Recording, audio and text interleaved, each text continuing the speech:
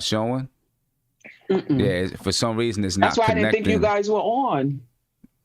Yeah, I don't know. It's not connecting. I may have to restart it over to YouTube.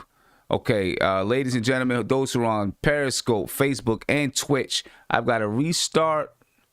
Oh, it's online now. Huh. Yeah, it Weird. just popped up.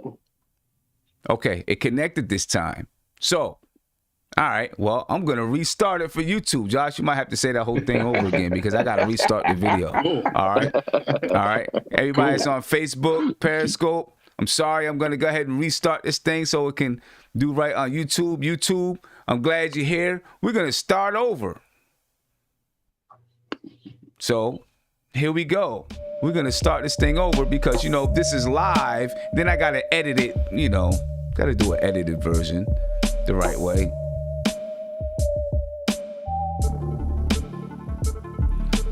Knicks family, what's poppin' with you? Good morning, good afternoon, wherever you are. We finally got it right. We're on YouTube, Periscope, Facebook, all of that. Thank you for being here with us. And we're going to get this thing started. The Knicks take on the Portland Trailblazers today, about 45 minutes. They have a chance to move up to that 6th seed if everything falls right. This is a revenge game for the New York Knicks, ladies and gentlemen. So they got to be on the ball. They got to be ready to play ball. Let's get it. Nate, Josh, Steph, good morning, good afternoon. How you feeling? Morning. Pretty good. Ready to get this game going. All right, Let's talk about this game. Nate, how do you feel about today's game? Just, quick, how you feel about it? Yeah. I feel good. I feel like the Knicks are going to get this win. Like I said, I think that the defense, as bad as the Portland is going to allow one of our other guys, not named Barrett, not named Randall, not named Quickly, to get off. And I think it's definitely going to help the Knicks offense. And the one guy that I definitely want for the Knicks to be on their P's and Q's with is Gary Trent Jr., because that guy can go off and score a lot of buckets. And the Knicks need to be aware of that. Yeah, Gary Trent Jr., he can. As a matter of fact, he started for Damian Lillard the other day, and he cooked. I forgot what he had, but he was cooking. He started for him the other day, and he was cooking. Yeah, you definitely got to watch out for that guy.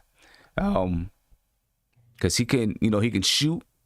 He can be aggressive when he wants to be. He can play some basketball. Josh? It's kind of like a Quickly. He's kind of like their Quickly. Yeah. Once again, good morning to everyone out there. Good morning. Good morning to everybody out there on YouTube. And good morning again to the people on the other platforms. So I think the key to today's game, Portland's not that good defensively, and the Knicks have had their struggles scoring points. Recently, it's been getting a little bit better. We've been seeing contributions from anybody that's not named Quickly, RJ, or Randall. So I think today the Knicks, get that scoring push from someone else. And I think it's going to be one of those two guards. So it's either going to be Burks or it's going to be Rivers. Lately, Rivers hasn't been playing that well. So I think that, it's going to be Burks. But like I said, Rivers can, at the drop of a dime, come out and score 25 on you and get hot. So I think this is the opportunity for one of those other guys outside of the quote unquote big three to score some points and, get us up there. Because, Portland can score. They have, Damian Lillard, one of the best players in basketball, one of the best isolation players and, just one-on-one players in basketball. So at some point, we're going to have to, start outscoring teams. Our defense is not going to be there every night. So someone else needs to step up on that bench or, in the starting lineup, who that may be. It might even be Elfrid Payton. Who knows? Now, see, now let me tell you, I actually think Elfrid Payton is primed and ready to go on one of those stretches that he goes on every year, right? He usually goes on a little stretch where he plays really well, scores some points, gets some assists, and do those types of things. I think he may be, primed and ready to go on one of those stretches. We'll see. But I think this is, this is the time for him to do it. Especially a game like this, going up against Damian Lillard. We went up against him a couple weeks ago. Elfrid Payton's got to be aggressive. He's not always going to score, the way that we would like for him to score. But if he's aggressive going to the basket, it's going to make Damian Lillard work. I think if he's not aggressive, then you need to have somebody else going there and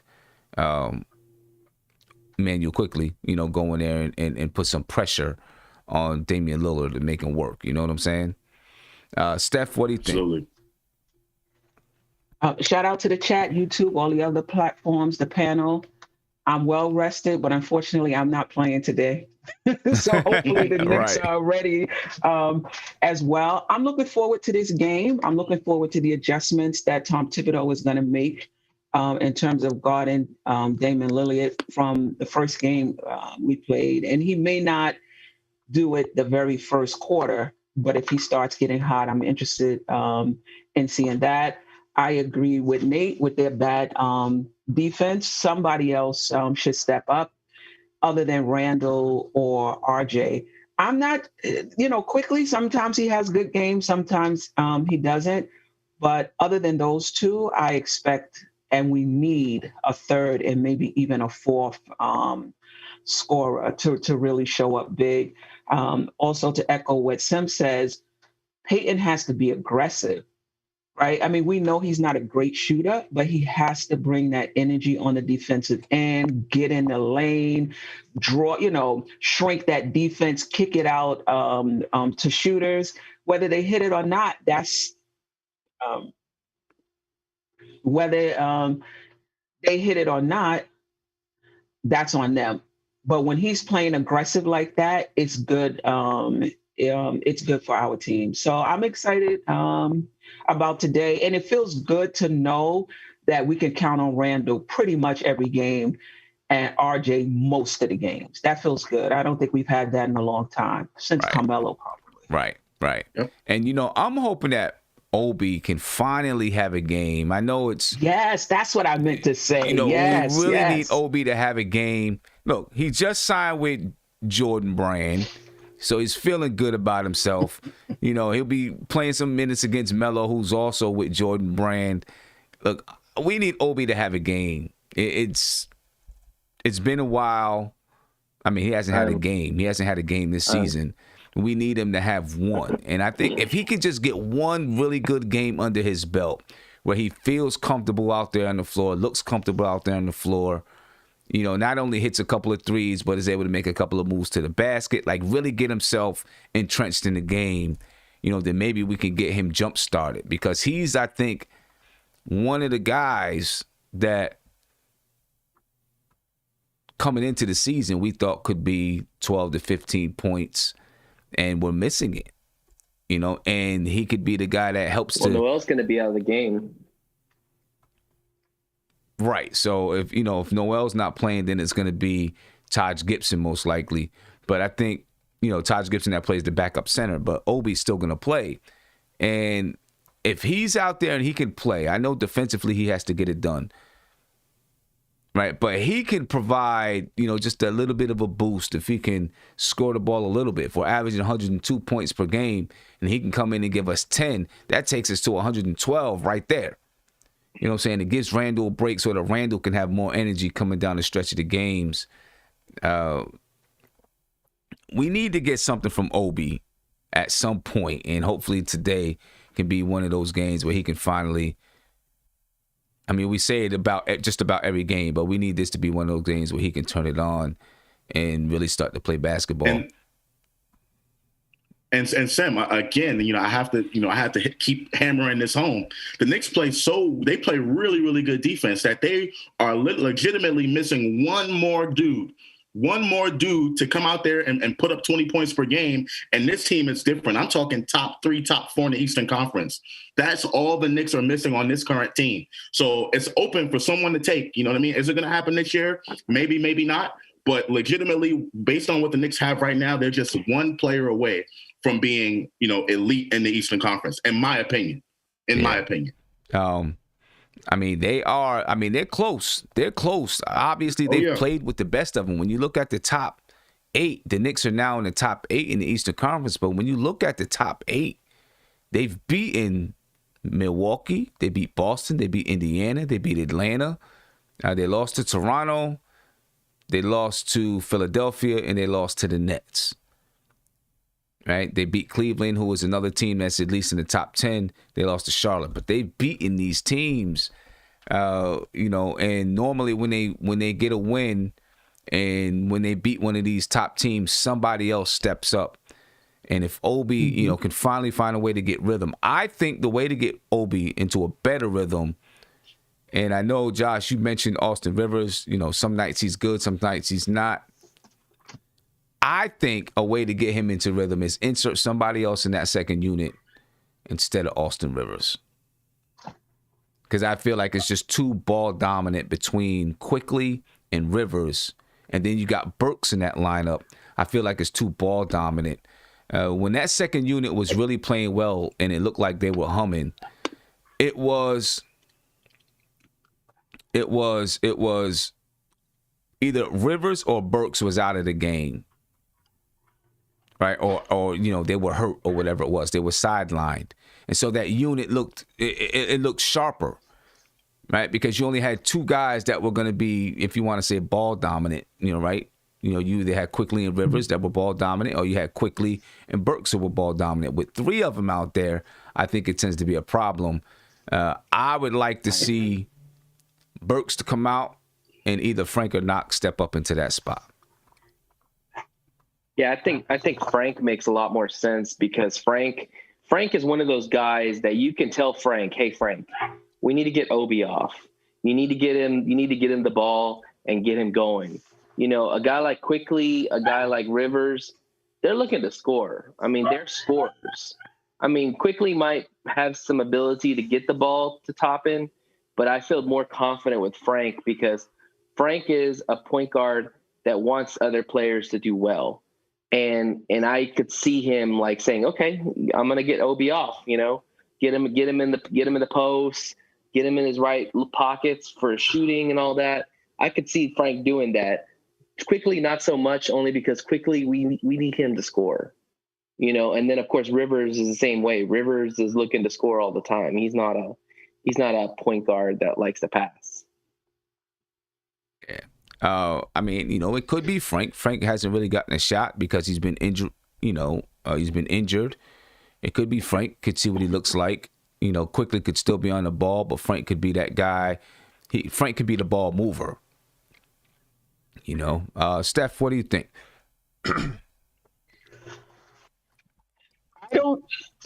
In terms of getting Obi off, well, first I want to say the last game, he looked more comfortable. Usually when he gets the ball, it's like, I don't know when I'm going to see the ball again. So whenever they pass it to him, he shoots the three.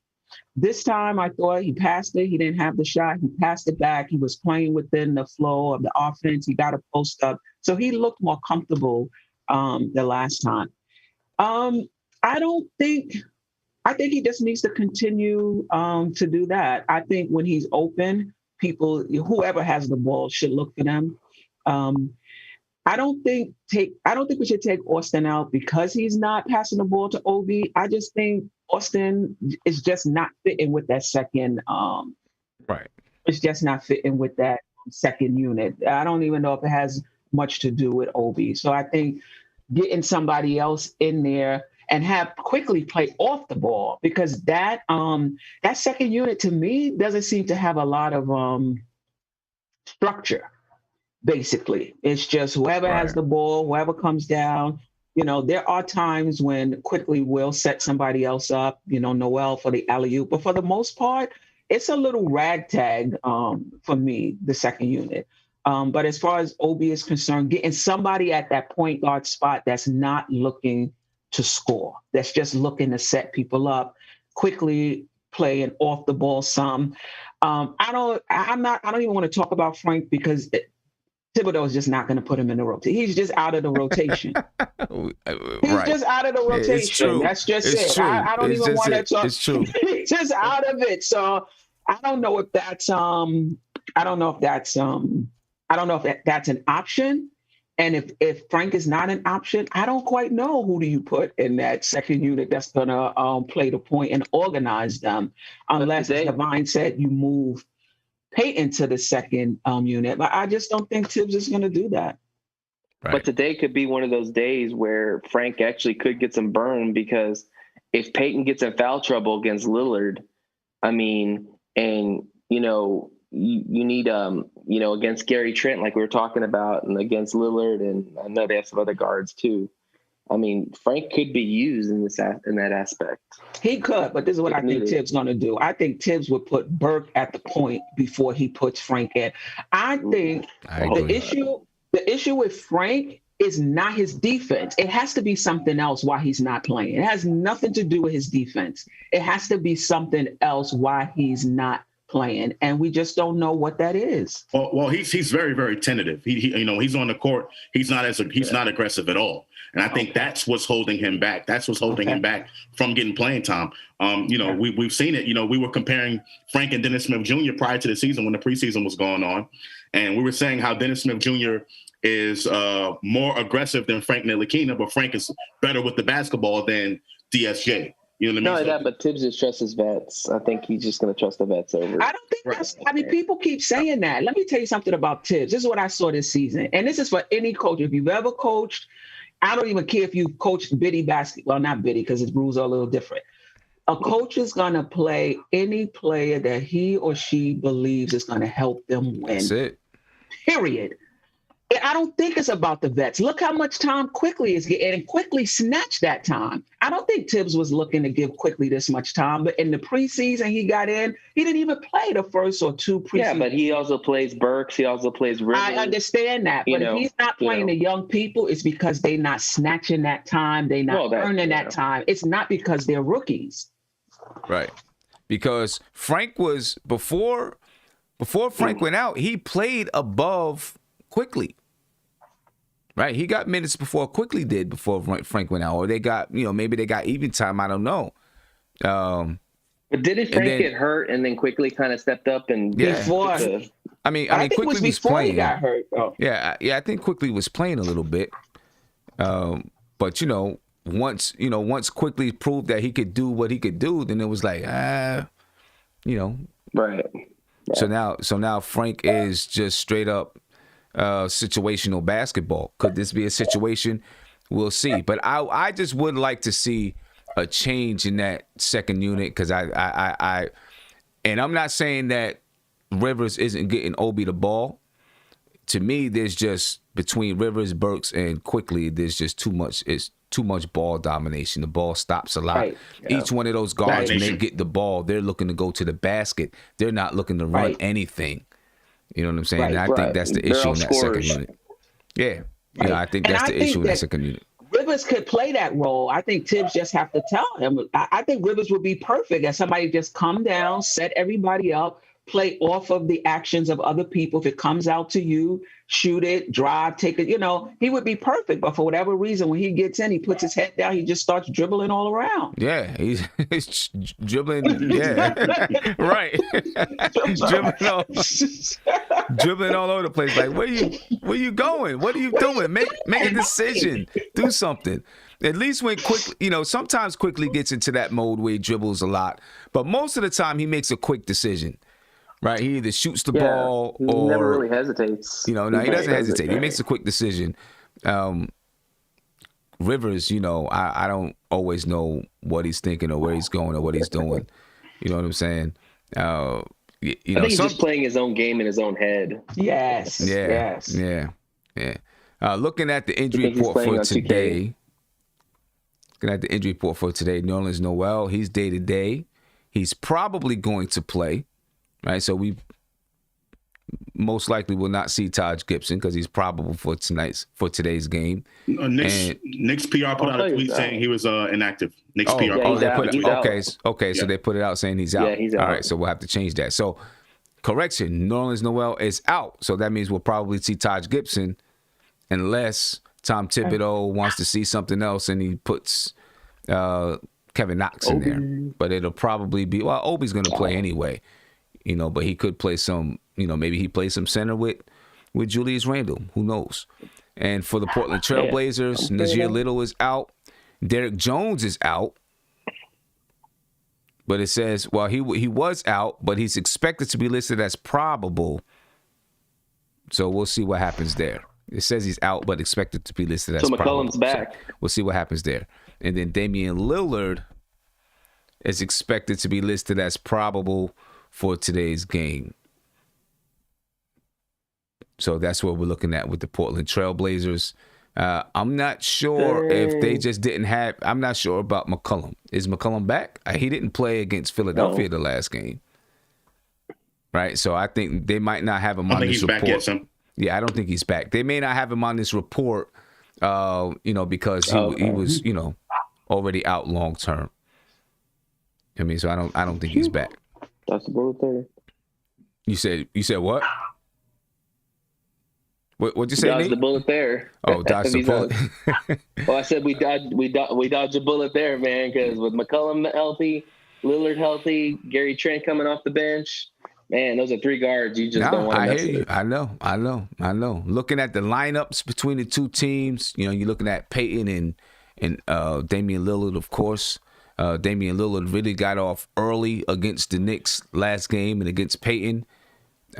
We'll see if he does the same thing today. Gary Trent Jr. and Reggie Bullock, he got off against us as well in the last game. Derrick Jones Jr. and R.J. Barrett, Julius Randle and Covington, and then Mitchell Robinson and Enes Kanter. Looking at these matchups, right? What should we do? I'm gonna start with you, Josh. What should we do with Damian Lillard? How do you want to start off the game defending him? Right? Are you going to begin by just saying, hey, we're going to see if he's hot today and let Elfrid Payton guard him from the beginning, see what Damian Lillard is doing? Or are you going to come right out the gate and try to take the ball out of his hands? Salute, Tone Crow. To answer your question, I think the Knicks should just play their defense, play the straight up man-to-man defense, and just play it out and then make adjustments as the game goes on. I don't think we need to show our hand too early. Elfrid Payton playing straight up. He's been doing really good lately, by the way, on his man-to-man defense. Forces some turnovers. Kobe White really didn't really have anything for Elfrid Payton these last two games. So I think just let him. Elfrid Payton can pick up Damian Lillard full court, and then the Knicks can just roll with a defense like that. I don't think there's no reason. Unless Damian Lillard is super, super hot and you want to get the ball out of his hands, later in the game, I don't think it's any reason for the Knicks to do anything different in the beginning of the game. Right. I agree with that. Steph, how would you address Damian Lillard today? I would agree as well. I would just play regular defense, see where he's at today. But I don't think you should wait too long, though, because it only takes two shots in a row, and now he's heated up and he could pull from half court. So I think he has to be ready to do it early. The thing about it though is they do have shooters, but I would rather the others shoot, because if you trap him, he's going to pass it. They can shoot as well, but I would still rather the others beat us than Lillard. And the trap, I think the last time we did it twice. We did it two ways. Once for late in the game, we did a high trap. Right. Earlier in the game, we were trapping him like around the top of the key. I think the high trap worked better for us.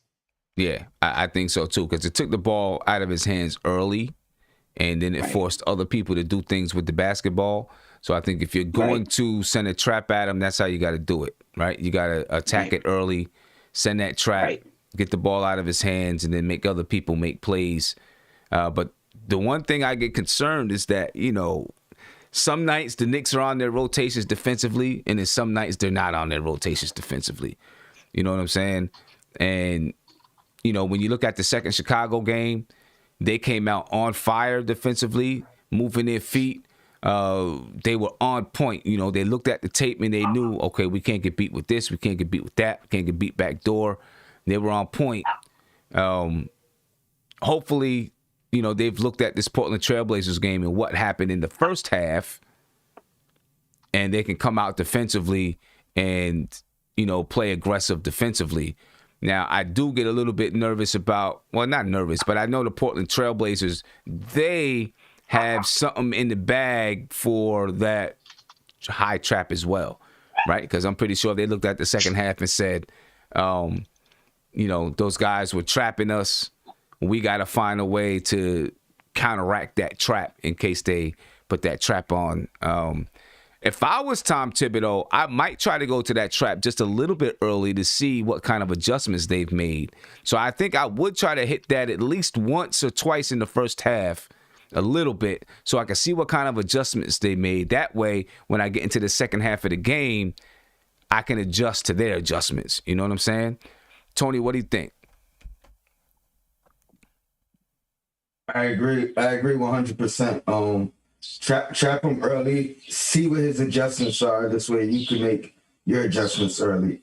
And like I said last stream, you got to go after Damian Lillard. You got to make him work on the defensive end.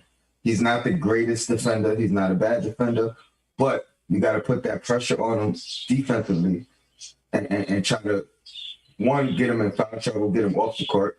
That's always a plus. But two, make him exert some energy. Don't let him use all his energy on the offensive end. And I think that'll put us in a good position. Yeah, definitely. I agree with that. Other guys that we got to defend, other than Damian Lillard, looking at who they have now, CJ McCollum's not there. We got to defend Gary Trent Jr. We got to watch for him. We got to watch for Robert Covington. Look, the last game, Damian Lillard had 39. They had even scoring. Anthony Simons, he could score the basketball. He had 16. Gary Trent Jr. had 11. Melo had 12. Derrick Jones Jr., he had 14. I think, Melo had 22 in the last game against Philadelphia. These guys are coming in feeling confident, riding the high. And I just hope Melo's not about to hit a streak where he's ready to, he just had a good game. Now he's coming home to some place or coming back to the Garden, in a place where he's comfortable. I don't want Melo to get off and kill us. Go ahead, Josh. So Sim, apparently Carmelo Anthony is 12 or 14 points away from passing Oscar Robertson on the scoring list, all-time scoring list. So there's your extra motivation right there. See, extra motivation right there. There you go. And, see that? Yeah. See? There it is right there. You know what I mean? And how much, I'm sure he'd love to do it at the Garden as well. Right? Pass Oscar Robertson at the Garden. So, and I'm pretty sure they'll talk about it during the telecast and all of that. Also, during the last game, and as Cantor, he played well against us. He had 8 points and 8 rebounds, but I don't think that tells the entire story of the game. I think he played well. He had 3 blocks against us, and as Cantor did. Yep. Against Philadelphia, the last game he played, he had 17 points and 18 rebounds. He's going to feel comfortable at the Garden. I'm sure he's going to feel comfortable going up against Mitch. He actually won a jump ball against Mitchell Robinson. I was hot. I was like, come on, Mitch, you can't lose a jump ball. Cantor can't even jump. How can you lose a jump ball to Cantor? But he lost the jump ball to Cantor. I was hot. That's I think that was in the first half. Everything was going wrong for the Knicks at that time. You know what I mean? And he won the tip ball. So we just got to be able to come in. We got to come in and be on point and be ready to go. Not play around with these guys and try to, play that aggressive defense like we did against Chicago from the beginning. Let them know that we're not here to play any games and we want revenge. We played well in revenge games, if that's what you want to call them. So, go ahead, Tony. I was just gonna point that out. Excuse my birds. This early, they acted. But look for Julius Randle to come out and have a big game. I don't think he was satisfied with his performance against Cantor. I believe all 3 of Cantor's blocks were against Julius Randle. They already have that history of their back and forth with the athletic Julius Randle, talking about Zion and them going back and forth. So look for Julius Randle to come out and have a good performance and make up for that performance against Cantor. Yeah. What did Julius Randle do last time against Portland? I don't remember if he had a really, really good game or what it was. Let me see. Julius Randle against Portland, the last game, he had 25.7 rebounds and 5 assists, but he only shot about 39% from the field. So he didn't really shoot well from the field. He was 10 for 11 from the free throw line. They have, like you said, you got Cantor. Derrick Jones Jr. is active. I think he had 2 blocks against the Knicks. No, he didn't have any blocks. Robert Covington had 2 blocks against the Knicks. Robert Covington is another guy that's active. And so while they're not guys that are bigger and taller than Randall, they're kind of like, I don't want to say high flyers, but Derrick Jones is a high flyer. You know what I'm saying? But they got long arms. They can get up and block shots. They can deflect shots. Yeah. You know, those type of things. And I think that can bother Julius Randle, and maybe it's the reason why he didn't shoot well the last game. I do think, you know, he's going to be looking to come back and try to play a better game tonight. Looking at the numbers behind the game, right now, Portland is averaging 115.7 points per game. They scored 116 the last time we played them, so they were right on par with their average. I think the Knicks, if they play the defense that we know they can play, I think they can, you know, keep them down, you know, 8 points below their average, something like that. The Knicks are averaging 102.4 points per game. We're going to need somebody to step up and score. The Knicks should be able to handle them on the boards. They average more rebounds than them. They both average around the same amount of assists. Portland's not a big, you know, move the ball type of team. They're pretty ISO heavy. It should seem to play into the Knicks' hands. Obviously, the last game it didn't in the first half because Damian Lillard really got off. Portland averages 8 steals. The Knicks at 6.6. They're both around 5 blocks. Portland takes care of the ball, only 11 turnovers per game. The Knicks are at 13 turnovers. They both shoot 44% from the field. Portland shoots 38% from 3, while the Knicks are 35% from 3. And Portland shoots 82% from the free throw line. The Knicks are 76.4. The Knicks should be able to dominate. I don't want to say dominate, but they should be able to outscore them in the paint if they choose to get into the paint. This is where I think we need Elfrid Payton, though. You know, he scores his points in the paint. And if he can be efficient scoring in the paint, it can help us. I think that Tom Thibodeau should have Elfrid Payton start going to the hole early. Try to get him off early, see if he can get a couple of quick buckets against Chicago. You know, he had a couple of rebounds and putbacks, and I think that really got him going, got him in the flow early. And if he can, you know, just get a bucket or 2 early, you can get Payton going. I think that's going to be beneficial for the team.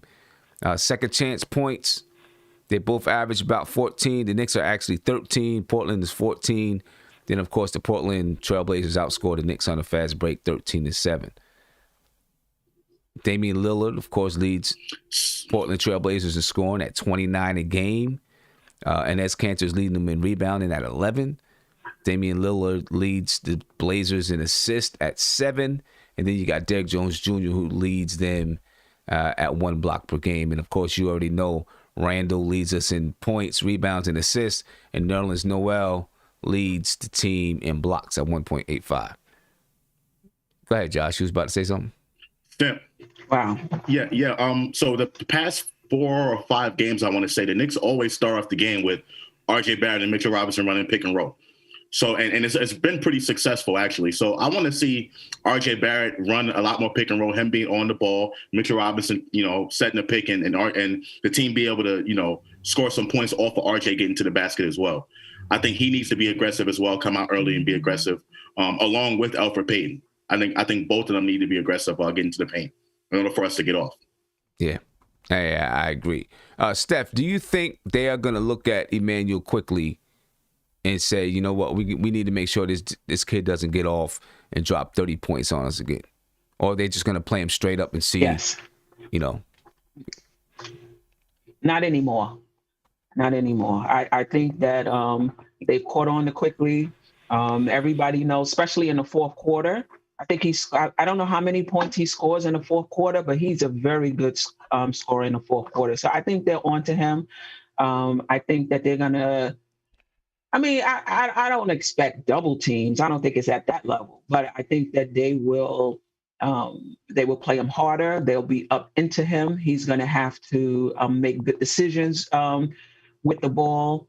I think that floater, if he could get in, that's going to be fine, but I'm not sure he's going to be able to get in that far. It would be great if he had just a pull-up mid-range jumper, but he's on the bulletin board at this point.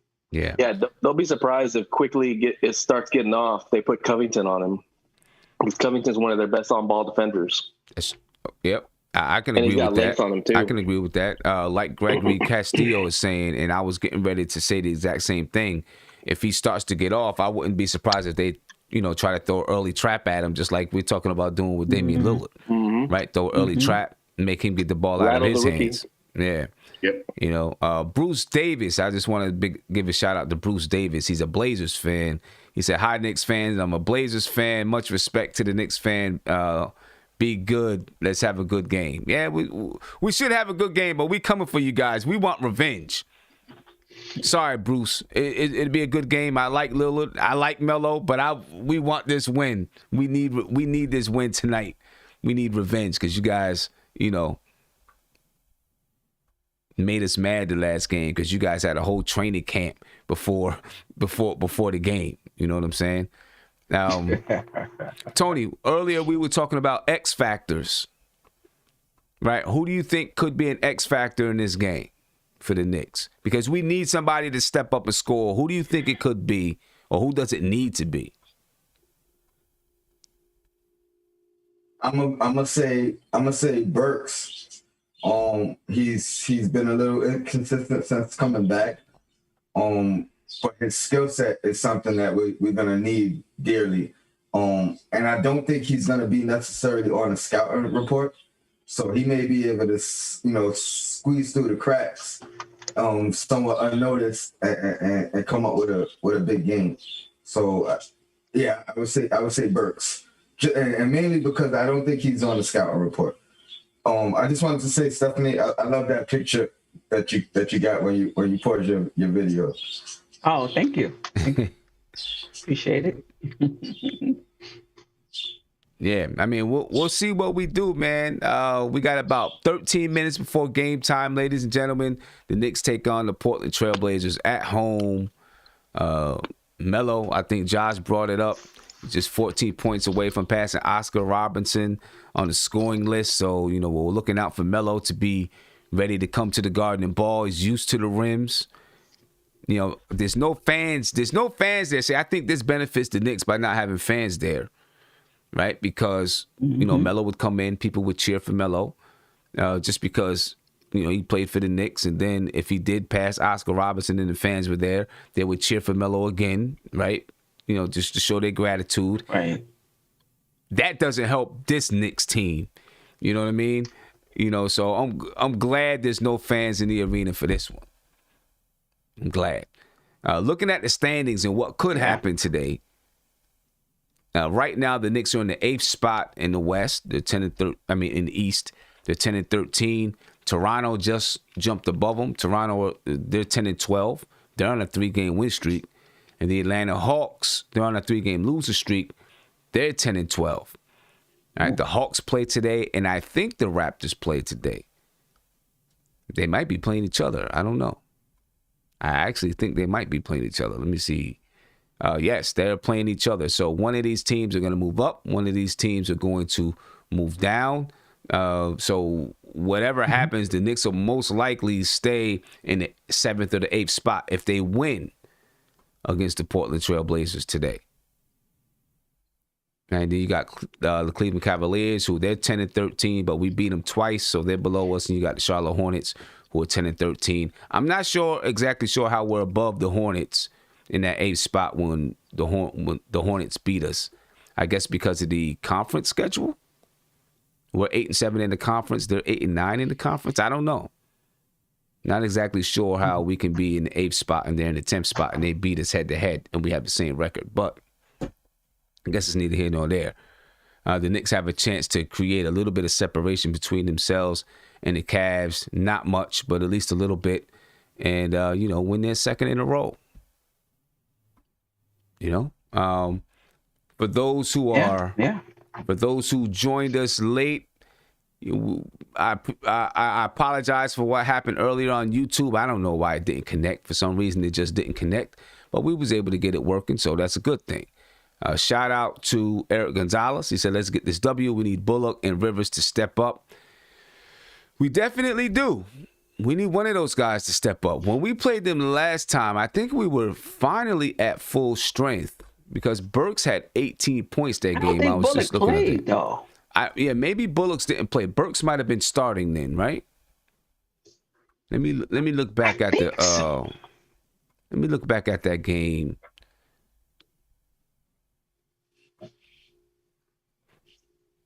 Let's see. Yeah, Alec Burks started and Bullocks didn't play. So the game is going to look a little bit different. Right? We got a better defender out there. Right. And then Burks come off the bench. So the game should look a little bit different. I'm pegging the Knicks for a win today. I think we're going to get this win. I want to know what you guys think. Josh, what do you think? Knicks going to get the win tonight? Today? Ooh, all right, I'm going to pick the Knicks to win. I'm going to pick the Knicks to win. I'm going to say 114-110. And I think the game is going to be close throughout. But, I think the Knicks are going to have to make shots down the stretch. They're going to have to make shots. And it has to be someone outside of Julius Randle. So hopefully that's RJ Barrett, because I want to see RJ Barrett take that next step and be someone to be dependable, when towards the end of games, late in games to make shots. So I'm going to say New York Knicks, 114, Trailblazers, 110, and we win. Okay. All right. Nate? Knicks will win today, and Toppin will have double figures. Okay. I could take that because that's what we need. Yeah. We need Toppin to have double figures. Yeah. I could take that. And I see Bruce Davis said he's picking the Blazers 108-106. See? Close game. Ahead, Tony. Yeah. It's a close game. He's picking the Blazers 108-106. Bruce, we're going to need you to come back for the post game, and you can actually call in and talk to us too. Call in and talk to us on the post game after the Knicks get this win. Go ahead, Tony. I agree. I'm gonna say we win. We win by 4, 110-114. Also, and RJ is gonna make Josh proud. Please, RJ. He's gonna hit a clutch 3 down the stretch. Please, and make up for those 2 threes he missed in our last loss. Please make those shots. That's all he. Oh man, that's what he's. There, that's all he needs. The last time we played Portland, when we played Portland in Portland, I think RJ was just he had been playing well, and then he didn't take a lot of shots against Portland. I think he only had like 2 points in the first half or something like that. Oh, right? Okay, yeah, it was that game. That was the 4 for 8 game, right? Yeah, shot 50%, but only took 8 shots. But only took like 8 or 9 shots for the game. Yeah, and that's not gonna cut it. That's not gonna cut it. Nope. Right. I mean, we had 3 people score. Quickly had 31, Randall had 25, and Burks had 18. But we had three people with 8 points. Nobody else in double digits. We're gonna need 4 or 5 players in double digits, I think, to beat the Blazers, because they can score the basketball, man. So we're gonna need some people to score. Elfrid Payton's got to be one of those guys, I think, just to put pressure on Damian Lillard. Steph, what's your prediction of the game? Yeah, I got us for the win. I think it's going to be close. I think Toppin is going to have a good game. He looked real comfortable the last game, but with Tibbs, he has to show something the first go around to get back into the game the second time. I think, with Cantor, we have to keep him off the board. Second shots could definitely hurt us. And I always thought Bullock was a good shooter, right? That's what I'm saying. We really need Bullock. If Bullock would just hit he gets open shots, just hit 40% of 50% of them. I don't know. Anywhere between 40 and 50 of the open shots, we're a different team because he's getting those shots. Right. So I really need Bullock to get it together for the rest of the season. I think that he changes our dynamic if he's a more consistent shooter for sure. And we wouldn't be so desperate for another shooter. At least right now, we wouldn't be so desperate. But again, I have the Knicks winning. Remember that last game, it wasn't just Lillard. The entire team was hot. Oh, yeah. Nobody was missed. Anthony Simmons, everybody was in. So Right. I don't think it's going to be rare for that to happen this time. It's possible, but I think it's rare. I think we're in this. I think we win it in a close game. Yeah, remember Vegas has the Knicks underdog by 1 point. By 1 point. By just one? 1 point. Yeah. Could be a close game.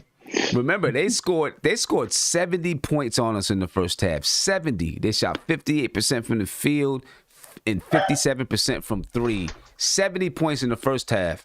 In the second half, and we scored 50. So, I mean, we were scoring the ball. We shot well. We shot okay. We shot 45% from the field. We shot 46% from three. But we only made 6 three-point baskets. They made 12. We only shot it 13 times. They shot it 21 times. In the second half, everything, it kind of flip-flopped. We just didn't score enough points. We scored 63 points in the second half. We didn't actually shoot well from three. We shot 16 threes. We were 6 for 16. We still shot 45% from the field, but we held them to 35% shooting from the field in the second half and 20% shooting from three in the second half. We outscored them 63 to 46 in the second half. We can't let them come off to a good start. It's not going to be easy because, Damian Lillard is just Damian Lillard, and they got some guys that can play basketball. But the one thing about Portland that people need to understand is that their defense is so bad that even if they get up to like a 20-point lead, that easily could dissipate because they play such bad defense that they allow other teams to get back in the game.